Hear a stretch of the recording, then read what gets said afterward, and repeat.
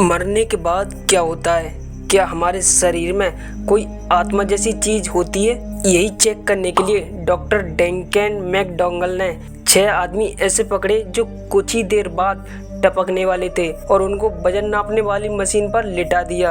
और doctor Duncan ने अपने साथ 4 चेले काम पर लगाए ताकि वो उनका एग्जैक्ट वेट मरने से पहले और मरने के बाद एकदम नोट कर सकें, ताकि आत्मा का वजन एकदम सही तरीके से नापा जा सके। जब पहला पेशेंट टपका तो उसके वजन में पूरे 21 ग्राम का फर्क आया और जैसे ही दूसरे आदमी की डेथ हुई तो उसका वजन कम तो हुआ, लेकिन कुछ समय बाद उसका वजन पहले जैसा ही हो गया। तीसरे और चौथे पेशेंट के जाने के बाद उनके वजन में भी कमती आई, लेकिन कुछ समय बाद उनका वजन पहले से भी ज्यादा बढ़ गया। और जब 5वें और 6ठे की बारी आई तो उन शख्स की मृत्यु वेट नापने वाली मशीन पर ले जाने से पहले ही उनकी डेथ हो चुकी थी, इसलिए उनका वजन इस एक्सपेरिमेंट में शामिल नहीं हो पाया। डंकन नाम के इस साइंटिस्ट को और लोगों को ये एक्सपेरिमेंट करने की खुजली थी, लेकिन यूएस गवर्नमेंट ने इनको इजाजत नहीं दी। उन्होंने ये सेम एक्सपेरिमेंट पहले 15 कुत्तों पर भी आजमाए, लेकिन एक्सपेरिमेंट एकदम नकारात्मक निकला। यानी कुत्तों की मृत्यु के बाद उनका वजन ना घटा